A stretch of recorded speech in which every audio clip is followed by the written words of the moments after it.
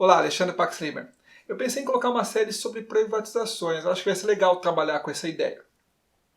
Contudo, para que eu possa discorrer, falar um pouquinho mais sobre esse assunto, eu preciso necessariamente passar por um item que eu vou precisar muito como instrumento de análise, que é o conceito marginal.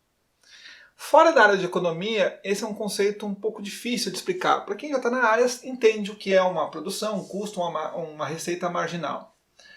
Mas eu vou tentar explicar de forma sucinta, tá? Sem cálculos. A ideia é que quem assistir do canal entenda esse conceito de marginal, beleza?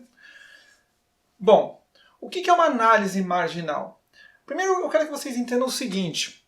Toda vez que a gente faz uma análise de custo, de produção, de receita, enfim, e nós analisamos o médio, ou seja, o custo médio, a receita média, a produção média, para um dia a dia produtivo, para fazer uma análise imediata, ok, dá para se utilizar, dá para você fazer uma análise. Mas isso é uma coisa muito pontual e não identifica tendências.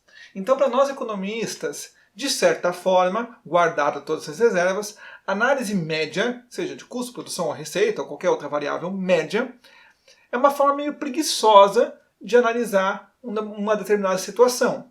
De novo, para uma avaliação imediata, ok. Agora, para uma avaliação de longo prazo, isso é muito ruim. Então, o que é esse conceito marginal? Basicamente, o economista, quando pensa numa análise, ele sempre pensa à margem, ele sempre pensa no limite. A margem significa que qual que é a tendência a partir de uma determinada escala única, vamos chamar assim, pode ser um lote, pode ser um real, pode ser um produto, enfim. A partir de uma determinada escala, qual que é a evolução dela no próximo período? Eu sei, é um pouquinho difícil de entender isto, tá? Mas eu vou tentar simplificar, tá? Imagine o seguinte, você tem uma fábrica de imóveis, ok? Você tem um funcionário e esse funcionário produz um guarda-roupa por semana, ok? Tranquilo? Beleza. Você vai precisar aumentar a produção, você tem mais clientes e tal, então você contrata um segundo marceneiro. A tendência é que este segundo marceneiro produza agora mais um guarda-roupa, ok? Beleza, tranquilo. Então agora eu tenho 2 funcionários, 2 guarda-roupas por semana. Aí eu aumento mais a minha produção, preciso atender maior demanda e eu contrato um terceiro funcionário. Só que aí eu observo, depois de algum tempo, que este funcionário não rende um guarda-roupa. Na verdade, não é que ele não renda, porque ele até consegue produzir. Mas, dentro da sua indústria, dentro da sua marcenaria, vamos chamar assim, ao invés de produzir 3 guarda-roupas por semana, já que você está com 3 colaboradores, você está produzindo 2,75 guarda-roupas. Sempre falta um pouquinho para terminar o terceiro. Só que daí você resolve, só que você não consegue identificar quem que é o responsável por isto, tá? E na verdade não tem um responsável efetivamente. Aí você contrata um quarto funcionário. Aí você percebe que a sua produção agora já não é de mais 2,75 e sim de 3,5 guarda-roupas por semana. Entende que basicamente você saturou o seu sistema? Que por mais que você coloque mais funcionários, menor vai ser a sua produtividade? E por que isso acontece? N fatores. Pode ser porque os funcionários agora conversam mais, pode ser que agora os funcionários estão reivindicando mais, pode ser que agora, com muito funcionário, tem pouca ferramenta, eles têm que ficar caçando ferramentas dentro da fábrica. Como tem uma produção maior, você consome mais material e o seu setor de compras não está suprindo. E uma série de fatores faz com que essa escala de produção não se comprove como era na primeira. Então é muito comum, às vezes, as empresas disserem, quando eu tinha aquele funcionário no começo, ciclano ou beltrano, eu conseguia uma margem fenomenal, só que ele saiu e eu nunca consegui achar mais ninguém que substituísse.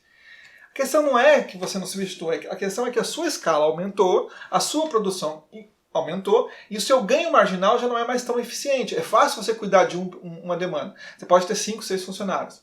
Entendeu? Então, basicamente, quando a gente analisamos uma questão marginal, a gente faz um cálculo que a gente chama de integral, derivada, a gente faz uma série de cálculos e faz uma análise da curva de produção ou da curva de custo e tenta previsionar ou tenta determinar qual foi o ganho no último período de uma determinada escala.